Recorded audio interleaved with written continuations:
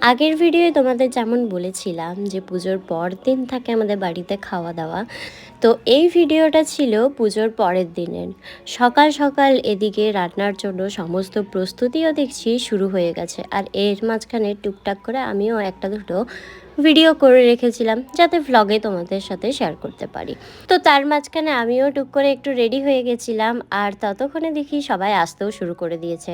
আর এদিকে আমাদের পুচকি নতুন অতিথিও চলে এসেছে, আর এদিকে আমার বান্ধবীও চলে এসেছে। তবে বন্ধু বান্ধবদের মধ্যে ওই সবার প্রথমে এসেছিল, বাকিরা আসবে কিন্তু একটু দেরিতে সেটা জানতাম, তবে এতটা দেরি করে আসবে সেটা ধারণারই বাইরে। যাই হোক, এদিকে মামিরা বোনরা দাঁড়িয়েছিল, তাই ওদেরকেও একটু ভিডিওতে নিয়ে নিলাম। আর এদিকে আমাদের ফার্স্ট ব্যাচ অলরেডি শুরু হয়ে গেছে, তাই ভাবলাম যেখানে রান্না বান্না হচ্ছিল সেখানটা একটু দেখে আসি।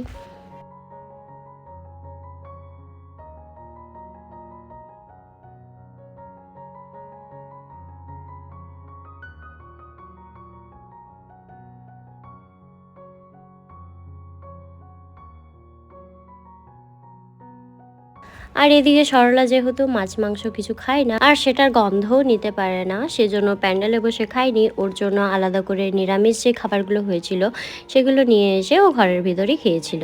এদিকে বিকেল 4টে বাজে, তখন ওদের সময় হয় ভোজ খেতে আসার। তবুও তাদের মধ্যে একজন এখনও এসে পৌঁছায়নি, তো রাস্তা এখনও বেশ অনেকক্ষণই টাইম লাগতো, সেজন্য আমরা বসে পড়েছিলাম খেতে। তো আমাদের খাওয়া দাওয়া করার বেশ কিছুক্ষণ পর আমার আরেক যে বান্ধবীর আসার কথা ছিল সেও চলে আসে। ততক্ষণে সবার খাওয়া দাওয়া হয়ে গেছিলো, শুধু বাকি ছিল এই দুজন।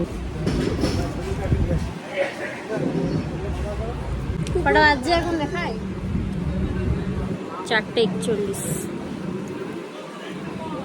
5টার সময় ভোজ খেতে এসছে, 5টার সময় ভোজ খেতে এসছে। রাত্রে যেহেতু ঠাকুর বিসর্জন হবে, তাই মাঝে যেটুকু টাইম ছিল আমরা এদিকে বসে বসে আড্ডা দিচ্ছিলাম। এদিকে গল্প আর আড্ডা দেওয়ার পর এখন চলে এসেছি, কারণ ঠাকুর বিসর্জন হবে। আর বিসর্জনে ভাসান ডান্স হবে না এটা কি হতে পারে? কিছু হোক আর নাই হোক, ভাসান ডান্স হবেই। তাই এদিকে সবাই এখন ভাসান ডান্সও শুরু করে দিয়েছে, তবে মিউজিকগুলো আমি দিতে পারলাম না, ওই যে কপিরাইট, সেজন্য।